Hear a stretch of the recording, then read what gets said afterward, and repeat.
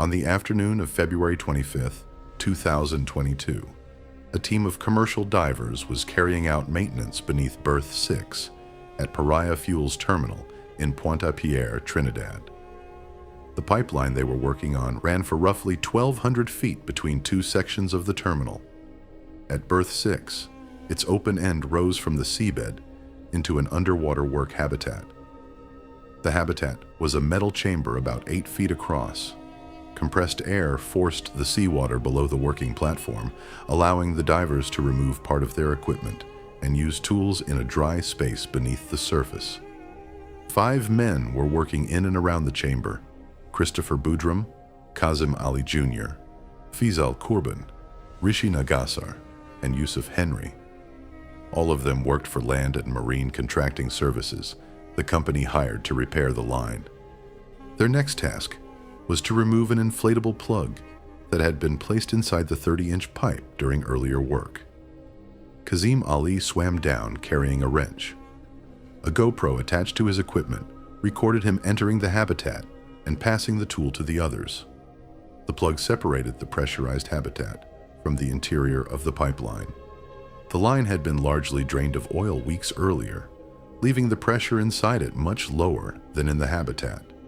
When the divers began to deflate the plug, the pressure difference sent compressed air rushing into the pipeline. Seawater followed.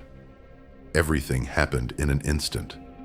Before the divers could even understand what was happening, the sudden flow tore tools, hoses, diving cylinders, and all 5 men from the platform and pulled them into the 30-inch pipe.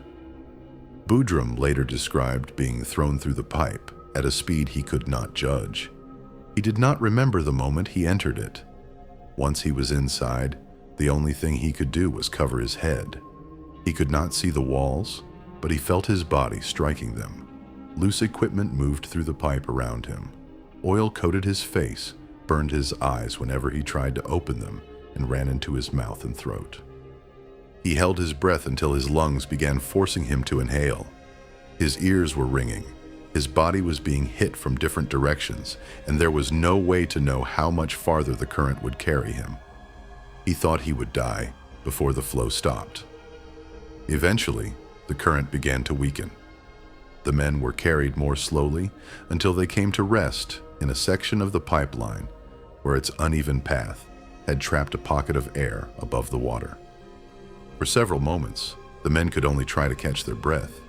Then they began calling out to one another in the darkness. All 5 answered. Once they had accounted for everyone, they began to assess their injuries. Boodram had badly hurt his left arm and ankle. Several of the others had suffered serious injuries to their legs and feet and could barely move. They could not properly examine one another. The pipe was completely dark, and its interior was only 2.5 feet across. There was not enough room to stand, turn around, or crawl past another person. The force of the current had left them completely disoriented. They did not know how far they had traveled, or even whether they had entered the pipe head first or feet first. That made it difficult to decide which way to move. One direction led back toward the habitat at Berth 6. The other led toward Berth 5, where the far end of the pipeline was sealed by another plug.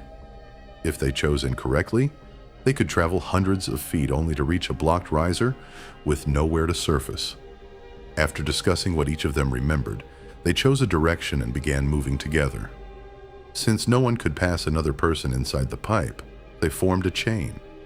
Boodram, who was still able to use his legs and one arm, moved at the front.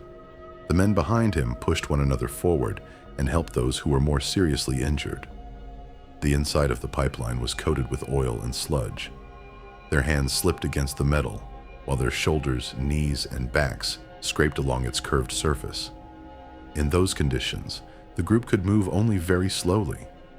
As they reached a section where the pipeline dipped lower along the seabed, the airspace above the water gradually narrowed. Soon, Boodram had only a few inches in which to breathe, and the pipe ahead was completely flooded. Some of the diving cylinders had been pulled into the line with the men. They found several of them in the darkness and took short breaths from the regulators. The air from the cylinders helped them remain conscious.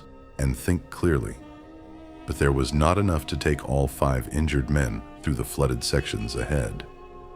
They stopped and tried to decide what to do next. Boodram was the least seriously injured and had been leading the group. He decided to take one cylinder, enter the flooded section, and try to find a route to the surface. The others remained behind as Boodram entered the flooded section alone. The flooded section was so narrow that Boodram could not swim normally. He pushed the cylinder ahead of him and worked his way forward with his uninjured arm and legs. Each breath became harder to draw from the regulator. The cylinder was nearly empty when Boodram pushed it into another metal object in the darkness.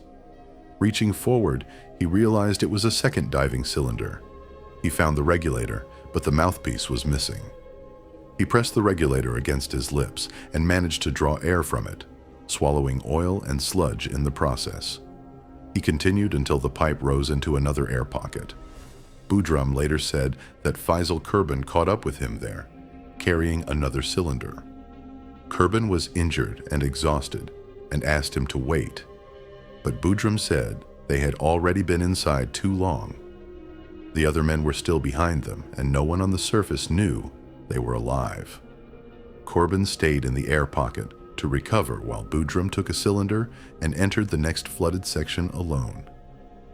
Not far ahead, the pipeline curved upward into a vertical riser, but he still did not know which end of the line he had reached. If the riser belonged to berth 6, it would lead back into the work habitat.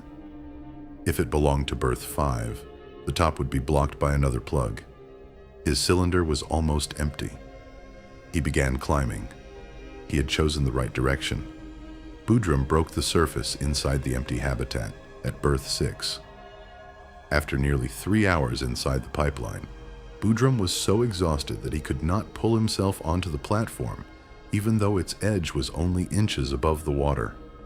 He grabbed a chain hanging into the chamber and shouted until another diver heard him and came down.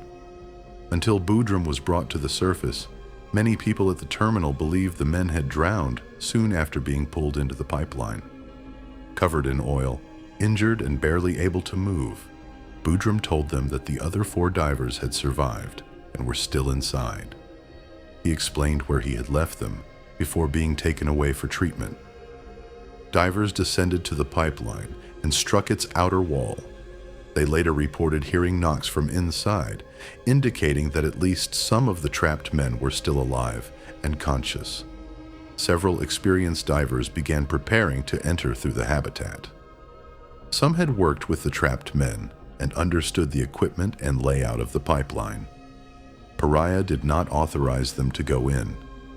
The company considered the conditions inside the line too dangerous, fearing that another pressure change could pull additional divers into the pipe or leave them trapped alongside the first group. Despite Boodram's statement that the other 4 men were inside the pipeline, search teams continued looking for them in the water outside it. Additional diving vessels arrived with rescue equipment, but no diver was permitted to enter the pipeline. Later that night, more knocks were reported near the berth 5 end of the line. The men's families waited near the terminal while their colleagues continued pressing for permission to attempt a rescue. By early the following morning, Paria had decided to remove the blind flange, sealing the pipeline at berth 5. Removing the flange changed the pressure inside the pipeline, causing the water level in the berth 6 riser to drop sharply. It was never established exactly how this affected the trapped men. The operation later shifted from rescue to recovery. 3 days after the accident, the bodies of Kazim Ali Jr., Yusuf Henry, and Fyzal Kurban were recovered from the pipeline. Rishi Nagassar's body was recovered 6 days after the accident. The exact times of death could not be determined. The evidence showed that all 4 men survived the initial accident and remained alive inside the pipeline for hours. Some findings suggested that at least one of them may still have been alive on Monday, February 28th, nearly 3 days after the accident. A Commission of Enquiry was later established to investigate both the accident and the response that followed. Its report found that Paria had no adequate plan for rescuing workers trapped inside the pipeline, Experienced divers at the terminal were not properly consulted, and those prepared to enter the line were prevented from doing so. The Commission concluded that little or no meaningful attempt had been made to rescue the 4 men and that the opportunity to reach them had been lost. It recommended that prosecutors consider charges of corporate manslaughter against Paria. Thank you for watching. Subscribe to Out of Reach for more stories like this. Take care, and I'll see you next time.